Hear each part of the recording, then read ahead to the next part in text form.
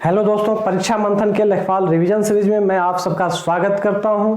दोस्तों, जैसे कि पेपर का एनालिसिस करने पर यह पता चला और देखने को भी मिला, जैसे अगर हम बात करें 13/9/2015 को जो प्रथम पाली की परीक्षा हुई और 13/9/2015 को जो द्वितीय पाली की परीक्षा हुई, दोनों पालियों में रस से संबंधित प्रश्न पूछे गए हैं। यदि हम प्रथम पाली की बात करें तो इसमें करुण रस का स्थायी भाव क्या है, यह क्वेश्चन था, जिसके 4 विकल्प दिए गए थे: उत्साह, शोक, रति और हास्य। अगर हम द्वितीय पाली की बात करें, उसी डेट की द्वितीय पाली की बात करें, तो इसमें एक स्टेटमेंट दिया हुआ है, एक पंक्ति दी हुई है और पूछा हुआ है निम्न पंक्ति में कौन सा रस है। जैसे अखियां हरी दरस की भूखी, निम्न पंक्ति में कौन सा रस है? वीर रस, वियोग श्रृंगार, शांत रस, संजोग श्रृंगार रस। तो दोस्तों, हम देख रहे हैं कि रस से प्रश्न पूछे गए हैं। अगर स्मृतियों पर आधारित चकबंदी लेखपाल की भी अगर हम बात करें तो वहां पर भी रस से संबंधित प्रश्न पूछे गए हैं। तो दोस्तों, आज के लेखपाल रिवीजन सीरीज में जब हमारी हिंदी की पूरी क्लास समाप्त हो चुकी है, आप सारी क्लास पीछे जाकर आप देख सकते हैं, तो यह हिंदी की अंतिम क्लास है जो परीक्षा के दृष्टिकोण से लेकर बनाया जा रहा है और यह रस से संबंधित क्लास है। तो हम सबसे पहले रस के बारे में पढ़ेंगे। तो रस के बारे में जानने से पहले थोड़ी सी चीज जान लेते हैं कि आखिर रस है क्या। तो दोस्तों, तैत्तिरीय उपनिषद के अनुसार रस को ब्रह्म के समान माना गया है और कहा गया है रसो वै रसः, अर्थात रस वह है जो सरस होता है, यह ब्रह्मानंद के बराबर जो आनंद प्रदान करता है। आचार्य मम्मट ने कहा भी है रस के बारे में कि यह ब्रह्मानंद सहोदर है, अर्थात ब्रह्मानंद का यह भाई है। अगर हम बात करें आचार्य रामचंद्र शुक्ल के शब्दों में, तो आचार्य रामचंद्र शुक्ल ने रस को काव्य की आत्मा कहा है। दोस्तों, मैं बात करूं रस संप्रदाय की, तो रस संप्रदाय से अक्सर क्वेश्चन पूछा जाता है कि रस संप्रदाय के प्रवर्तक कौन हैं। तो दोस्तों, रस संप्रदाय के प्रवर्तक आचार्य भरत मुनि हैं।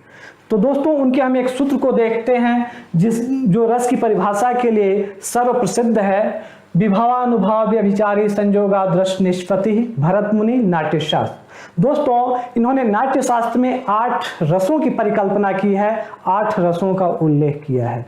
अक्सर क्वेश्चन पूछा जाता है कि भरत मुनि के अनुसार रसों की संख्या कितनी है। तो दोस्तों, उनके अनुसार जो रसों की संख्या है वह 8 है। भरत मुनि शांत रस को रस नहीं मानते हैं और कारण यह है दोस्तों कि नाटक में शांत नाम का कोई रस नहीं होता है। और जैसा कि आप देख रहे हैं कि यह नाट्य शास्त्र की परिभाषा है, वो नाट्य शास्त्र के प्रवर्तक हैं और इस तरह से अगर नाटक में अगर पूरी तरह से शांति छा जाए तो लोग उब जाएंगे, वहां से उठकर चले जाएंगे। यही कारण है कि उन्होंने रसों की संख्या 8 मानी है।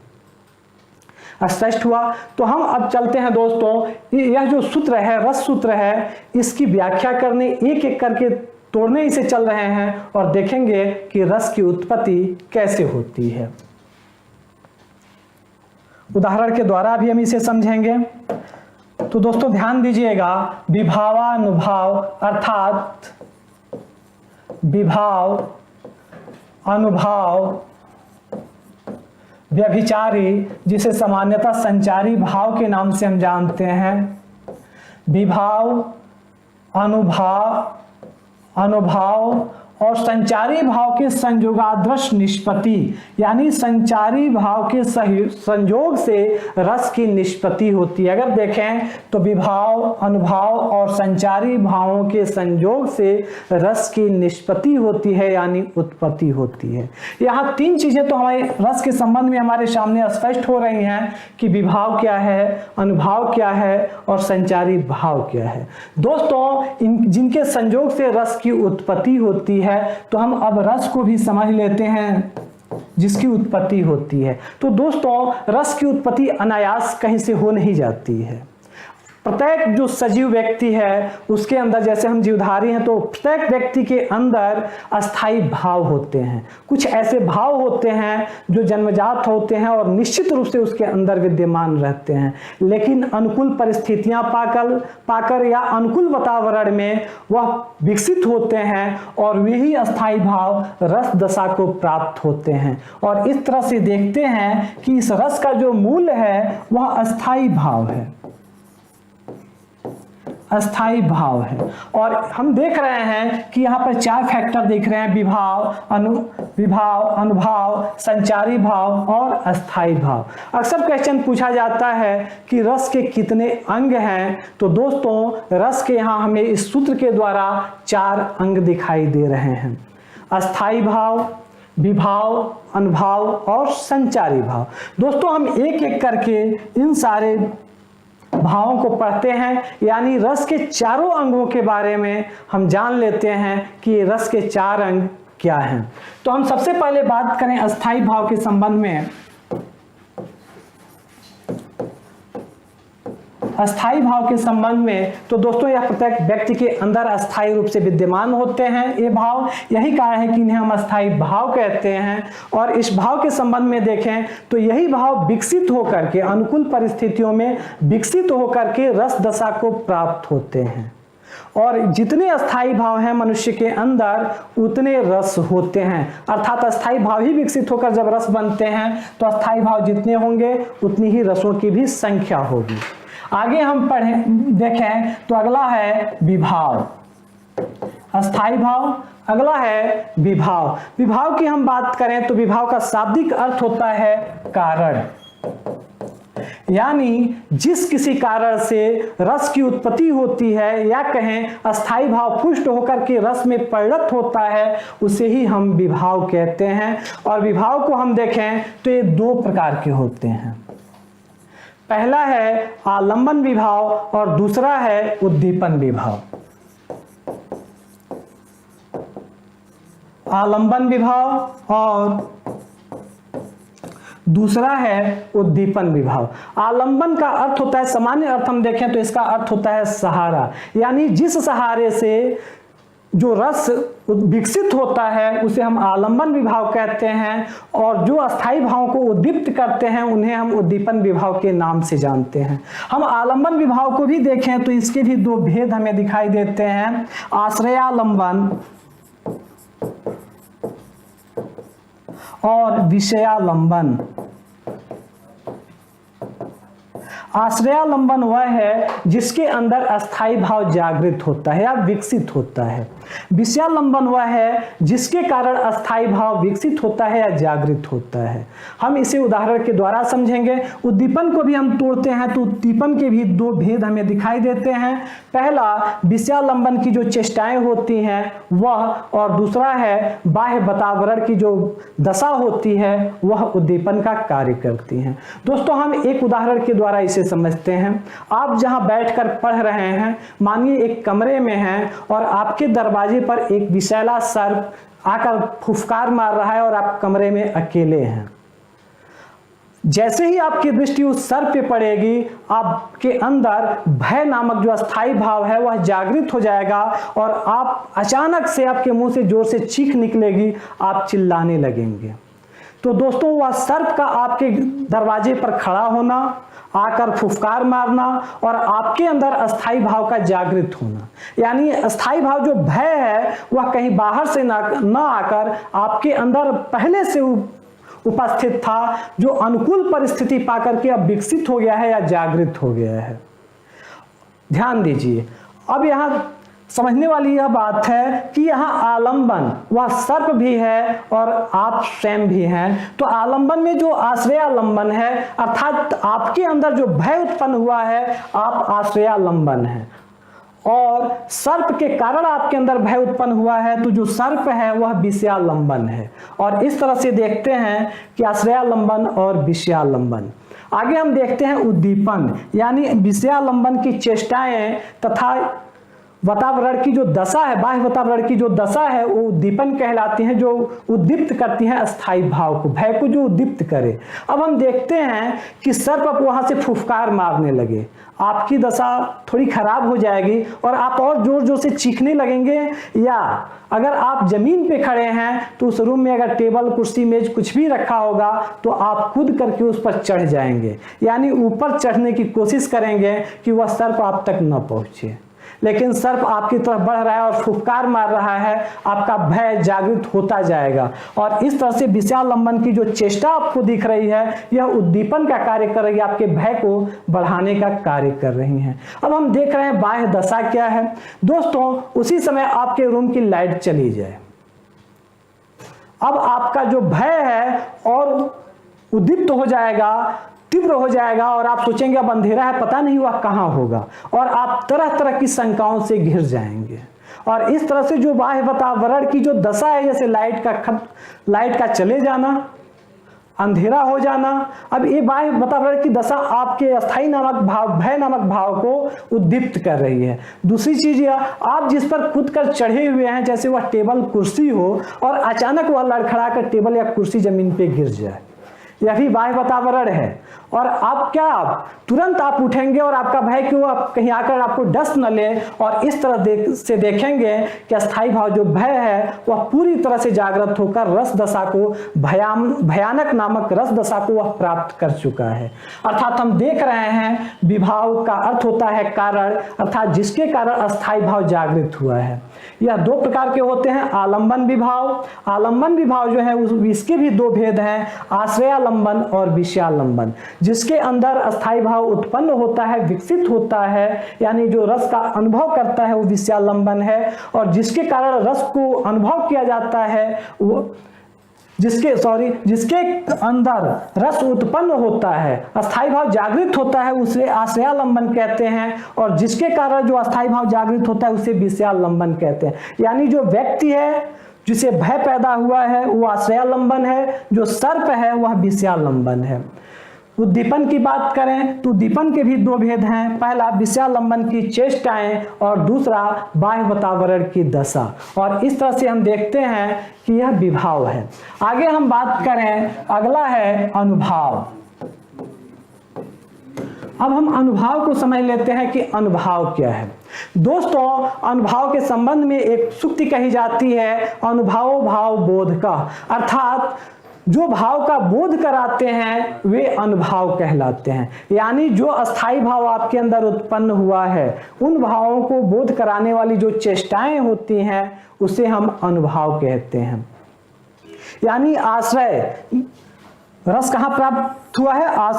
आश्रय के हृदय में प्राप्त हुआ है। तो आश्रय की जितनी चेष्टाएं होती हैं, चाहे वह बाह्य चेष्टाएं या शारीरिक जो चेष्टाएं हैं, ये संपूर्ण रूप से अनुभाव के अंतर्गत मानी जाती हैं। जैसे अगर आप शरीर से, जैसे सर्प आया और आप जोर जोर से चिल्ला रहे हैं, यह एक अनुभाव है और इसे वाचिक अनुभाव के नाम से जाना जाएगा। यानी वाणी के द्वारा आप अपने भय को प्रकट कर रहे हैं, आपके अंदर जो अस्थाई भाव है उसे प्रकट कर रहे हैं। और इस तरह से अनुभाव के चार भेद हैं। पहले भेद को हम देखें तो वाचिक है, यानी वाणी के द्वारा आपके अस्थाई भाव जब प्रकट होने लगे, आपके रस दशा जब प्रकट होने लगे, उसे हम वाचिक अनुभाव के नाम से जानते हैं। दूसरी है कायिक या आंगिक अनुभाव। कायिक का मतलब काया से, आंगिक का मतलब अंगों के द्वारा। यानी जब आप अपने शारीरिक चेष्टाओं के द्वारा जब व्यक्त करने लगे अपने आंतरिक भावों को, उसे हम कायिक अनुभाव कहते हैं। और इसमें अगर आपको भय लग रहा है, आप डर के मारे हाथ पैर पटक रहे हैं, यह कायिक अनुभाव के अंतर्गत आएगा। तीसरा है आहार्य अनुभाव। आहार्य का मतलब होता है वेशभूषा, अर्थात अब डर के मारे आप कपड़े को नोचने लगे, नोच रहे हैं, कपड़े आपके अस्त व्यस्त हो गए हैं, यह आहार्य के अंतर्गत आएगा। यानी आहार्य अनुभाव के अंतर्गत आपकी वेशभूषाएं आएंगी। और अगला है जो चौथा है वह सात्विक है। सात्विक का अर्थ हुआ जो स्वतः आपके अंदर उत्पन्न हुआ है और जिस पर आपका कोई बस नहीं है, और इसे हम सात्विक अनुभाव के नाम से जानते हैं। अक्सर यहाँ से क्वेश्चन पूछा जाता है कि सात्विक अनुभाव के कितने भेद हैं। तो दोस्तों, सात्विक अनुभाव के 8 प्रकार हैं, 8 भेद हैं, और जिस पर मानव का अपना वश नहीं होता है, और ये आपके शारीरिक चेष्टाओं के द्वारा ही प्रकट होती हैं। तो हम इनके बारे में देखें तो रोमांच, पहला है सात्विक अनुभाव है रोमांच, अर्थात रोंगटे खड़े हो जाना। आप किसी चीज के बारे में सुनते हैं, देखते हैं और आपके शरीर के रोए खड़े हो जाते हैं, या आप इसे रोक नहीं सकते हैं कि हमारे शरीर के रोए खड़े न हों, या स्वतः खड़े हो जाएंगे। पहला है रोमांच। दूसरे की बात करें तो दूसरा है स्वेद, यानी किसी भी चीज को पसीना पसीना हो जाना, तो आप इसे भी नहीं रोक सकते हैं। तीसरा है अश्रु, अर्थात आपके करुण रस उत्पन्न हुआ है, शोक, अगर आपका कोई प्रिय व्यक्ति का अगर देहांत हुआ है, आपके अंदर शोक नामक अस्थायी भाव जागृत हुआ है, तो आप अपने आप को रोने से नहीं रोक पाएंगे, आपकी आंखों से आंसू स्वतः गिरने लगेंगे। और इस तरह से तीसरा जो सात्विक अनुभाव है उसे हम अश्रु कहते हैं। चौथा जो है वह कंप है, अर्थात थरथरी या कांपना। पांचवा है वैवाड़े, या आप वैवाड़े का शाब्दिक अर्थ होता है पीला पड़ जाना, आपके चेहरे का रंग उड़ जाना या हवाइयां उड़ना जिसे कहते हैं। तो इस तरह से देखते हैं कि अगला जो सात्विक आहार्य है उसे हम वैवाड़े कहते हैं। उसके बाद हम देखें तो स्वर भंग है सात्विक अनुभाव में, अर्थात आप बोलना तो चाह रहे हैं सही से, लेकिन आपकी आवाज लड़खड़ा रही है या फिर वह टूट टूट कर किस्तों में आ रही है, तो इसे हम स्वर भंग कहते हैं। अगला है स्तंभ, यानी आप जड़ पड़ जाते हैं, आपके सारे क्रियाकलाप रुक जाते हैं, आप जड़ पड़ जाते हैं, कोई कुछ कह रहा है आपको कोई फर्क ही नहीं पड़ रहा है, तो अर्थात सातवां स्तंभ है। अगला है और अंतिम आठवां है प्रलय। इसमें व्यक्ति की इंद्रियां कार्य करनी बंद कर देती हैं और वह मूर्छित हो जाता है। इस प्रकार से हम सात्विक अनुभाव को देखें तो इसके 8 अंग हैं: रोमांच, स्वेद, अश्रु, कंप, वैवाड़े, स्वरभंग, स्तंभ और प्रलय। और इस तरह से हम देख रहे हैं अस्थाई भाव, विभाव और अनुभाव, और अंतिम जो है इसे हम संचारी भाव के नाम से जानते हैं। और इनकी संख्या, संचारी भावों की जो संख्या है 33 बताई गई है, जिन्हें आप देख सकते हैं। इसकी फोटोकॉपी आप स्क्रीनशॉट ले सकते हैं। पहला है निर्वेद, दूसरा है ग्लानि, तीसरा शंका, चौथा असूया, पांचवा मद, छठवां श्रम, सातवां आलस्य, दैन्य, मोह, स्मृति, धृति, पीड़ा, चपलता, हर्ष, आवेग, जड़ता, गर्व, विषाद, औत्सुक्य, निद्रा, अपस्मार, विबोध, अमर्ष, अवहिता, उग्रता, मति, व्याधि, उन्माद, मरण, त्रास, वितर्क, स्वप्न और चिंता। और इस तरह से हम देखते हैं जो संचारी भाव हैं इनकी संख्या 33 मानी गई है। संचारी भाव का मतलब अर्थ हुआ संचरण करने वाले या हमेशा गतिशील रहने वाले। ये जितने के जितने संचारी भाव हैं किसी एक रस के साथ न होकर के कई रसों के साथ गतिशील होते हैं, अर्थात पानी की बुलबुलों की तरह एक ही रस में कई संचारी भाव आएंगे और पुनः बुड़ जाएंगे, डूब जाएंगे, अर्थात एक गतिशील होते हैं, संचरण करते रहते हैं। यही कारण है कि इन्हें संचारी भाव कहा गया है। और इन्हें व्यभिचारी भाव के नाम से भरत मुनि ने अपने रस सूत्र में उल्लेख इनका किया है। और इस तरह से हम देखते हैं कि रस के 4 मुख्य अंग हैं: अस्थाई भाव, विभाव, अनुभाव और संचारी भाव। उदाहरण के द्वारा हमने इन सबको समझा। अब हम देखते हैं अस्थाई भाव के संबंध में और साथ ही रसों के बारे में। तो दोस्तों रस और अस्थाई भाव, जैसे मैंने कहा है, जितने अस्थाई भाव होंगे उतने ही रस होंगे, क्योंकि अस्थाई भाव ही विकसित होकर रस में परिणित होते हैं। तो हम देख रहे हैं कि रति नामक अस्थाई भाव के कारण श्रृंगार रस की उत्पत्ति होती है, और सामान्यतः हम कहते हैं कि श्रृंगार रस का अस्थाई भाव रति है। रति का अगर हम सामान्य अर्थ देखें तो रति आकर्षण के द्वारा उत्पन्न होता है। वह आकर्षण किसी के भी प्रति हो सकता है। यही कारण है कि दोस्तों अंत के जो वात्सल्य और भक्ति रस हैं, यानी अपने बच्चे के प्रति आकर्षण और भगवान के प्रति आकर्षण, इन्हें श्रृंगार रस के अंतर्गत ही माना गया था। लेकिन परवर्ती आचार्यों ने वात्सल्य और भक्ति को अलग कर दिया, और इस तरह से रति का अर्थ आकर्षण से उत्पन्न हुआ प्रेम है, जिसे हम अनुराग भी कहते हैं, और इससे जो रस उत्पन्न होता है उसे हम श्रृंगार कहते हैं। अक्सर क्वेश्चन पूछा जाता है कि श्रृंगार का रस का अस्थाई भाव क्या है, तो दोस्तों रति है। या क्वेश्चन दूसरी तरफ से पलटकर पूछा जाता है रति नामक अस्थाई भाव किस रस का है, तो दोस्तों श्रृंगार रस का है। आगे हम बात करें तो श्रृंगार रस को रसराज या रसपति के नाम से भी जाना गया है। यानी क्वेश्चन यह पूछा जा सकता है कि रसराज किस रस को कहते हैं, तो दोस्तों श्रृंगार रस को रसराज या रसपति के नाम से जाना गया है, यानी सभी रसों में यह राजा है। अगर हम बात करें तो श्रृंगार रस के भी 2 भेद हैं: संयोग श्रृंगार और वियोग श्रृंगार या विप्रलंब श्रृंगार।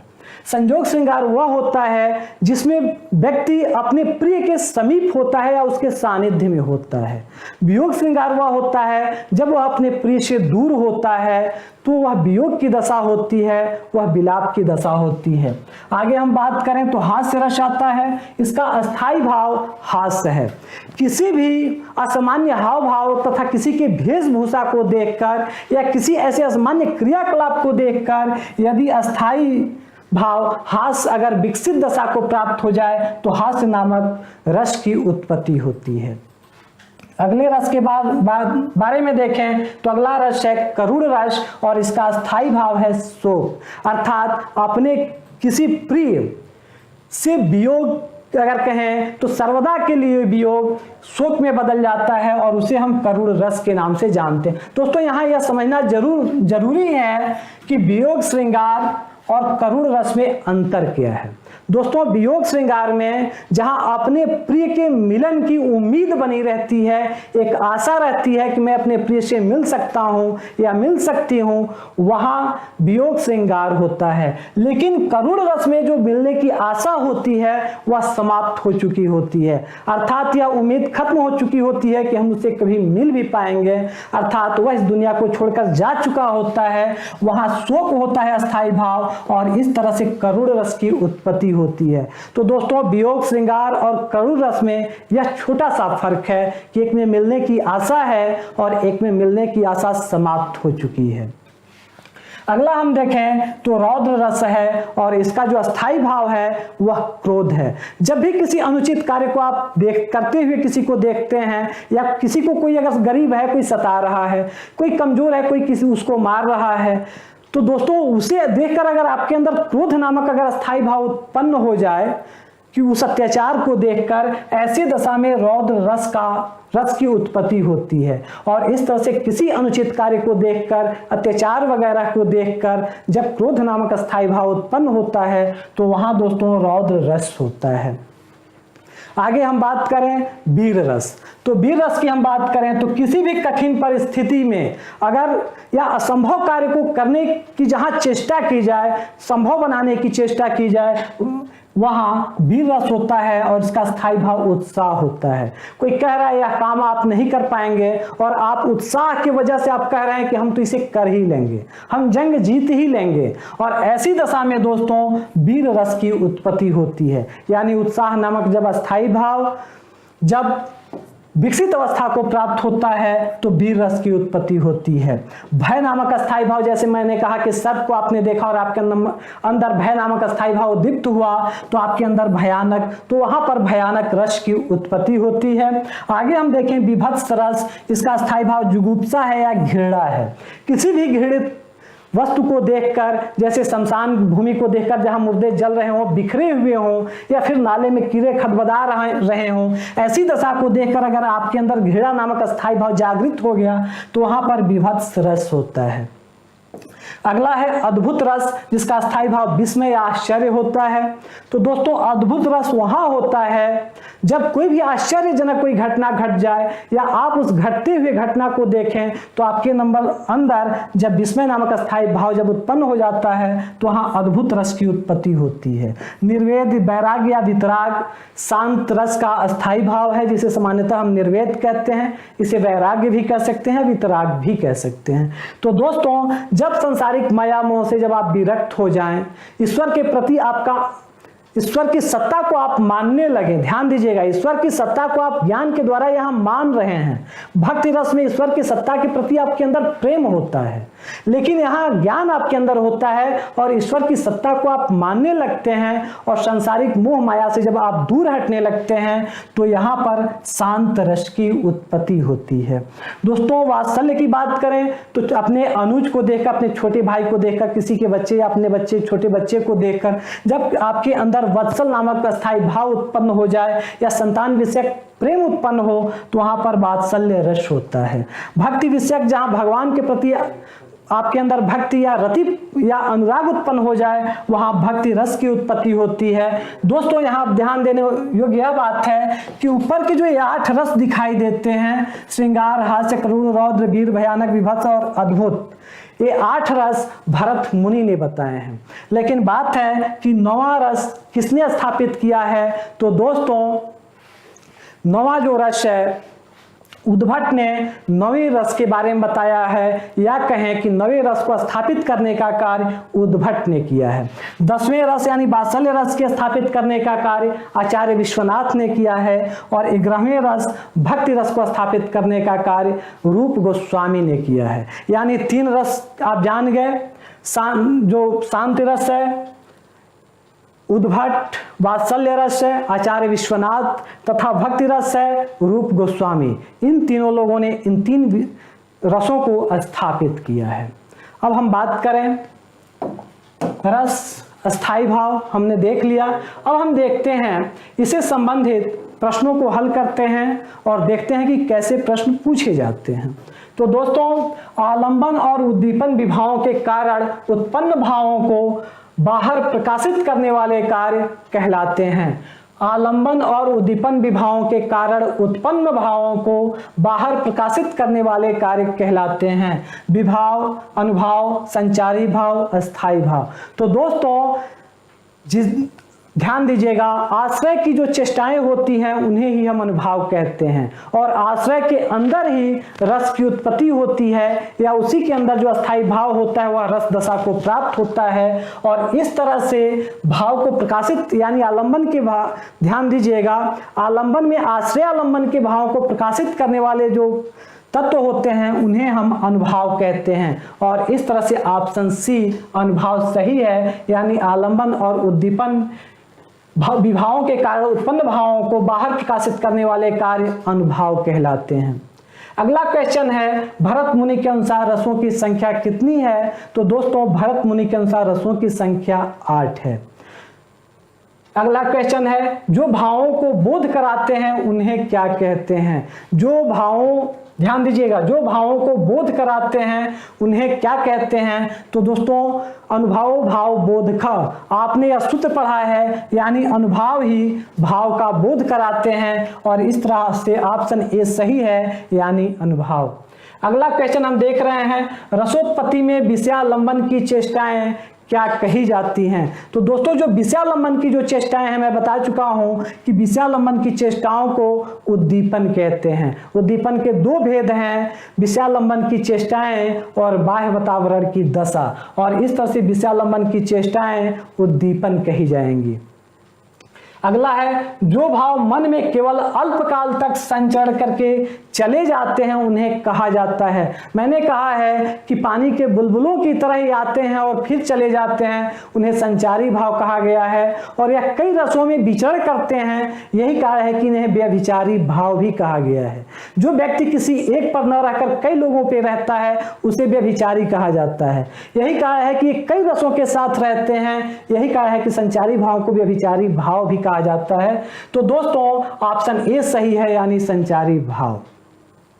आगे हम देखें वेशभूषा से प्रकट होता है। तो दोस्तों आहार्य को कहा गया है जो वेशभूषा से प्रकट हो, वाचिक यानी जो बाड़ी के द्वारा प्रकट हो, सात्विक यानी जिस पर मानव का वश न हो, जो स्वतः प्रकट हो, और कायिक जो शारीरिक हाव भाव के द्वारा प्रकट हो। और इस तरह से देखते हैं कि वेशभूषा से प्रकट आहार्य होता है, तो ऑप्शन ए सही है।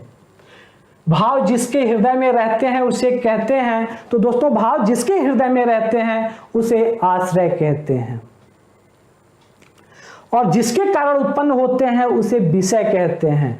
और उद्दीपन तो आप जानते हैं, विषयालंबन की चेष्टाएं और बाह्य वातावरण की दशा उद्दीपन कहलाती हैं, यानी जो भावों को उद्दीप्त करते हैं।